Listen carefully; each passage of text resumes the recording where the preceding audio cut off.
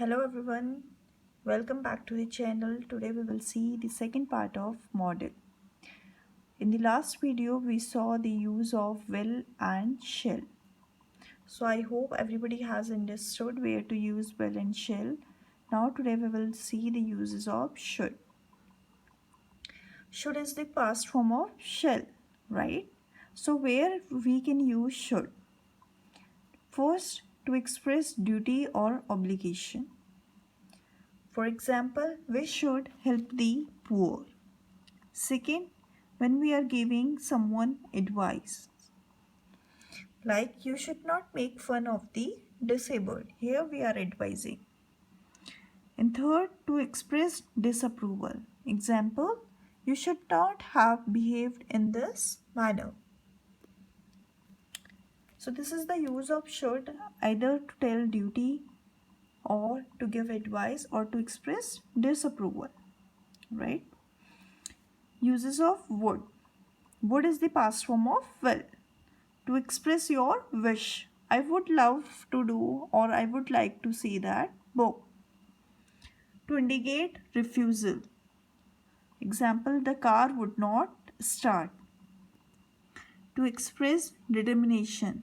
Example, we would not lie. Here showing your determination that one should speak the truth or we are determined to speak the truth.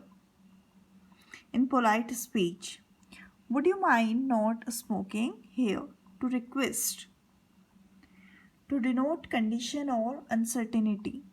Example, I would go there if I were asked. Here, a condition has been applied. If he would be asked, then he would go there.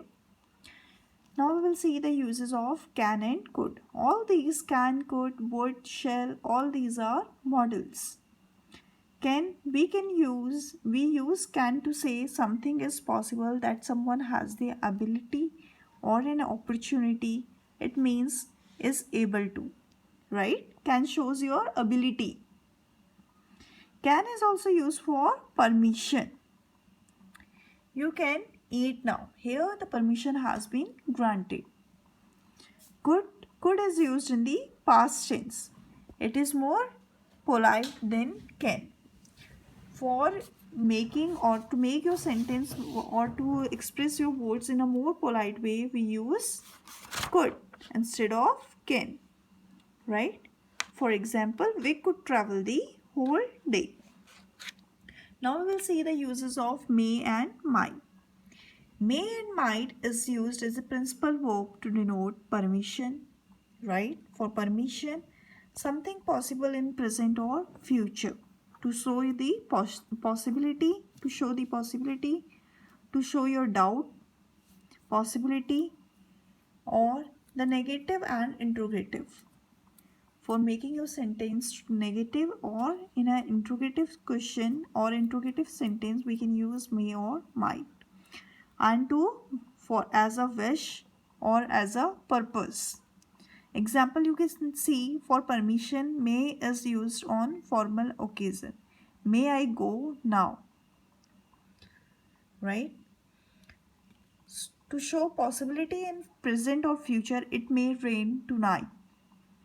Or I might go to the desk tomorrow. Doubt, he may not have spoken the truth. Possibility, she may pass if she works hard. When may we expect you? Wish, like we wish, may God help you. Purpose, he work hard so that he may become rich. This is the use of may and might. Uses of must. We use must to say something is necessary. Like, for example, you will be leaving college soon. You must think of your future. Here it's showing it's the necessity of the time. You must think of your future. Determination. I must win this match. Here it's showing your determination to win the match. Duty. A soldier must fight for his country. certainty. He must have reached his home by now. Like this was the use of must. Now we will see uses of ought to. Ought to is used to express moral obligation, duties and desirability. Ought to can indicate present or future time. Here ought to means to realize, to make you realize your moral obligation, which means our moral duties. Which are our moral duties? We ought to work hard. I ought to write him a letter of thanks means what is the Hindi meaning? मुझे ये करना चाहिए. Right? It's showing your moral duties. Use of need. As a model need is mostly used in negative and interrogative, in the affirmative tense as required or in need of is. Mostly need is used in negative and in interrogative sentences. Or in the affirmative tense as required or need of. Let's see the example. I need to work harder. Right? It needs to be done with a great care. Do you need to work so hard? Now we will see the negative sentence. As it's already told, you need not copy the whole book. Right? Use of used to. Used to, when we indicate the thing has been done in the past tense, or we used to do that thing in the past tense, or denotes a habit. For example, I used to smoke cigarettes, now I don't. Earlier he used to smoke the cigarettes, but these days he don't. I'm used to working in a noisy room. Means this habit is from earlier, right? He is used to this habit. Use of dare.